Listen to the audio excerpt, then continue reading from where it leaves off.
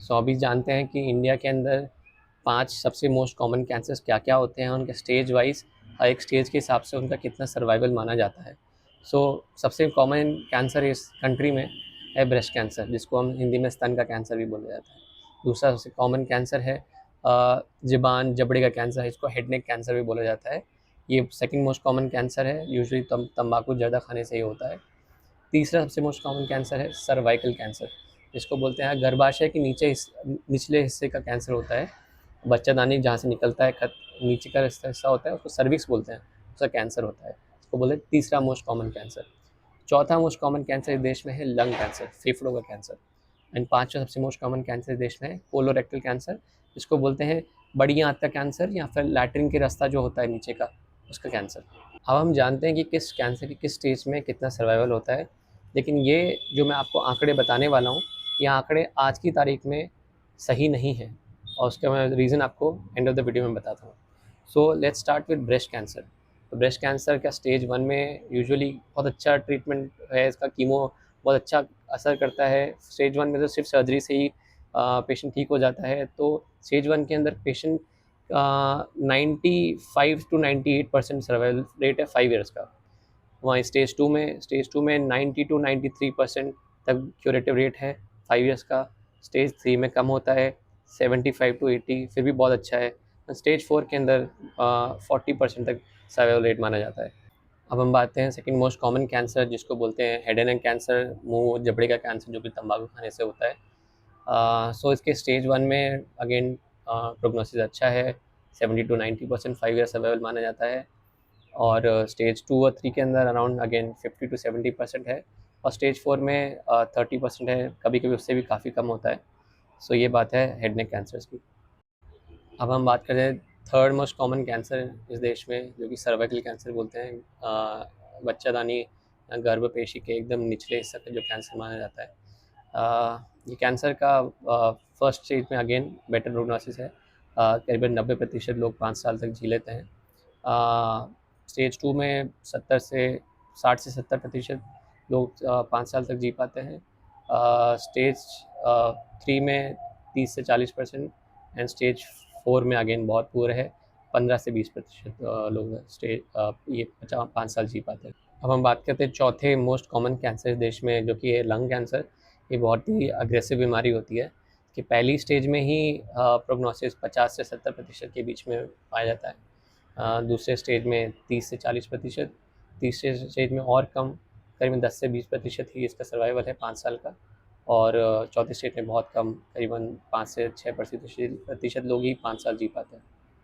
अब हम आते हैं पाँचवें मोस्ट कॉमन कैंसर देश में, जो कि कोलोरेक्टल कैंसर बोला जाता है, जो कि बड़ी आंत या लैट्रिन के रास्ते के कैंसर को बोला जाता है।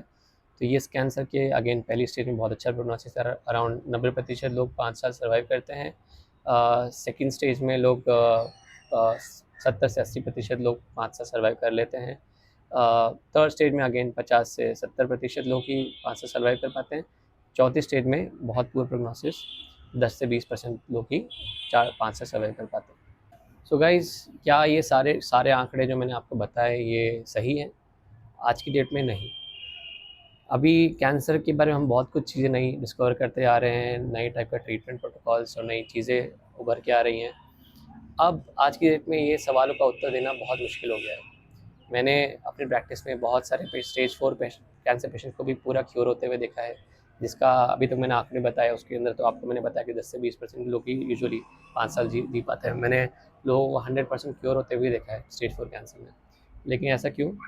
हर कैंसर का अभी वो जो बोलते हैं कि इंग्लिश में कहावत है, वन साइज़ फिट्स ऑल। अब वो वाली बात नहीं है कैंसर में। कैंसर का treatment person to person vary करता है। हर ऑर्गन की कुछ पेक्युलैरिटीज़ होती हैं, कुछ-कुछ चीज़ें होती हैं, ख़ास बातें होती हैं। जैसे कि संडास के रास्ते का कैंसर, उसमें एक जीन म्यूटेशन बोला जाता है, इसको बोलते हैं एमएसआई। तो एमएसआई जो जीन होता है, अगर वो पॉज़िटिव होता है संडास के रास्ते के कैंसर का, तो आपका स्टेज 4 के अंदर ट्रीटमेंट भी बहुत अच्छा माना हो जाता है।